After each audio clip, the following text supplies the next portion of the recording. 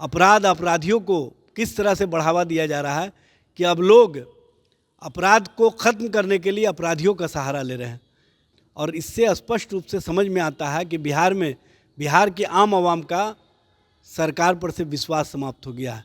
और क्रिमिनलाइजेशन की स्थिति यह है कि दिन दहाड़े गोलियों की बौछार होती है, 47 चलता है और सरकार उन्हीं लोगों को सुरक्षा भी देती है जो 47 चलाने का काम करते हैं। सरकार के द्वारा कोई कार्य नहीं किए जा रहे हैं और शासन प्रशासन को पंगु बना दिया गया है, चूँकि अपराधियों के बल पर सरकार चलाया जा रहा है। बिहार बीजेपी के प्रदेश अध्यक्ष दिलीप जायसवाल ने राजद सुप्रीमो लालू प्रसाद यादव सहित नेता प्रतिपक्ष तेजस्वी यादव पर गंभीर आरोप लगाया है।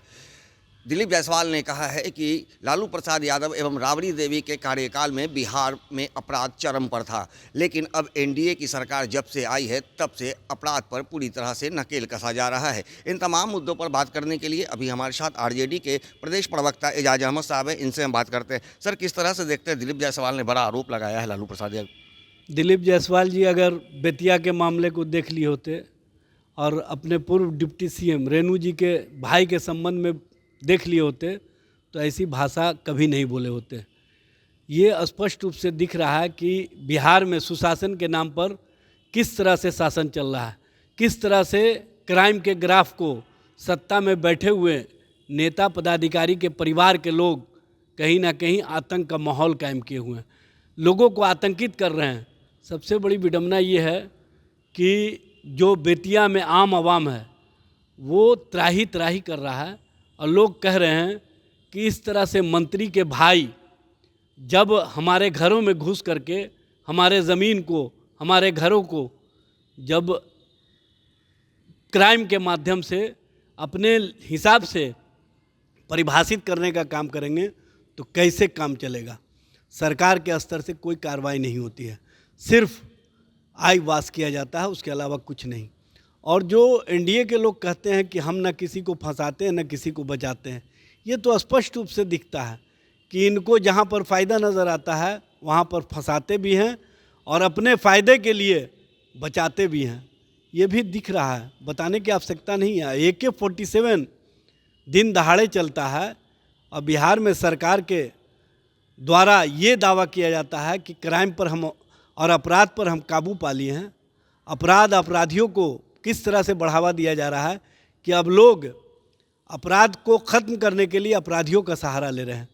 ये अजीब विडंबना है और इससे स्पष्ट रूप से समझ में आता है कि बिहार के आम आवाम का सरकार पर से विश्वास समाप्त हो गया है, शासन प्रशासन पर से विश्वास समाप्त हो गया है। पुलिस के पास लोग जाने की जगह अपराध की समाप्ति के लिए अपराधियों के पास जा रहे हैं। ये सरकार का कौन सा दृष्टि है, कौन सा सोच है, यह स्पष्ट करना चाहिए। और क्रिमिनलाइजेशन और करप्शन और कम्युनलिज्म के मामले पर जिस तरह से भारतीय जनता पार्टी और जनता दल यू कहीं ना कहीं समझौता कर लिया, यह स्पष्ट रूप से दिखता है।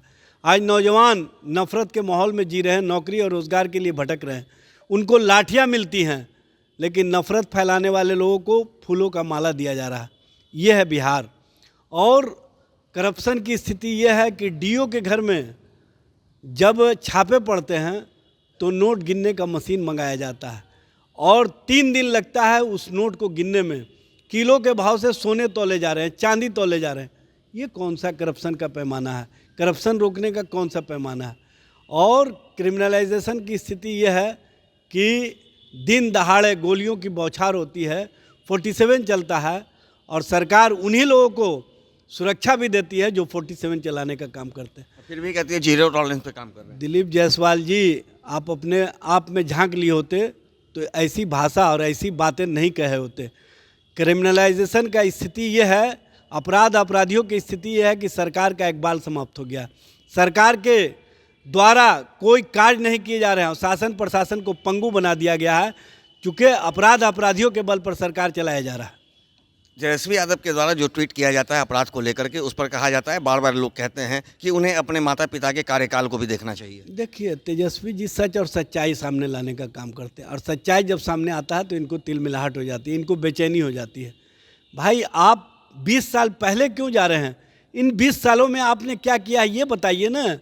आपने बिहार में पुल पुलिया गिरने का रिकॉर्ड बना दिया, बिहार में भ्रष्टाचार को सदाचार और शिष्टाचार का रूप दे दिया। बिहार में अपराधियों का बोलबाला इतना हो गया है कि अब पुलिस की बजाय लोग अपराधियों के संरक्षण में जा कर के अपराध के खिलाफ लड़ाई लड़ना चाहते हैं। इस तरह की स्थिति और परिस्थिति का निर्माण डबल इंजन सरकार ने किया है।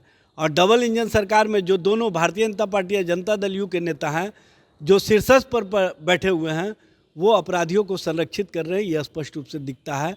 माफियाओं को, चाहे शराब माफिया हो, चाहे खनन माफिया हो, चाहे बालू माफिया हो, सबको संरक्षित सरकार के माध्यम से किया जा रहा है। इसीलिए आप देख रहे हैं कि इन लोगों का मनोबल और इन लोगों का जो कहीं ना कहीं अपराधियों के खिलाफ आप जिस तरह से तेज़ आवाज़ में बोलते हैं, उससे अधिक तेज़ आवाज़ में इनकी गोलियों की बौछार होती है। तो लालू प्रसाद यादव को जिस तरह से फादर ऑफ क्राइम और तेजस्वी यादव के बारे में कहा गया है कि उन्हें जनता से कोई सरोकार नहीं है, तभी वो विधानसभा से गायब रहते हैं। कल लोकतंत्र का महापर्व था, उसमें भी वो शामिल नहीं हुए नेता प्रतिपक्ष होने के नाते। देखिए, आतंक और गुंडा राज कायम करने वाले इस तरह की भाषा बोलने से पहले अपने आप में देख लें और अपने पूर्व डिप्टी सीएम के भाई के क्राइम के तरीके को देख ले तो समझ में आ जाएगा। मैं नहीं चाहता हूं कि उन लोगों की तरह अपशब्दों का इस्तेमाल किया जाए, भाषाई मर्यादा गिराया जाए, क्योंकि भारतीय जनता पार्टी का एक विडंबना है कि जो भारतीय जनता पार्टी के प्रदेश अध्यक्ष बनते हैं वो प्रदेश अध्यक्ष के रूप में कम काम करते हैं, प्रवक्ता के तौर पर अधिक काम करते हैं। सारे प्रवक्ताओं का जो रोज़गार है उसको इन लोग छीनने का काम करते हैं। तो जब अपने पार्टी के अंदर ये डिसिप्लिन कायम नहीं रख पाते हैं तो दूसरे जगह कहाँ डिसिप्लिन कायम रख पाएंगे।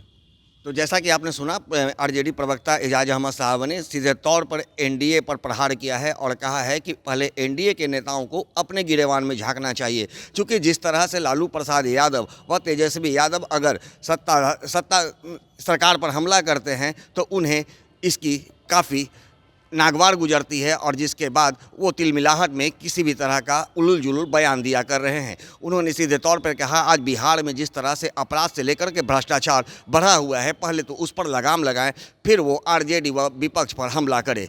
सहयोगी अनिल के साथ ज्ञानेंद्र वर्मा, दर्श न्यूज, पटना।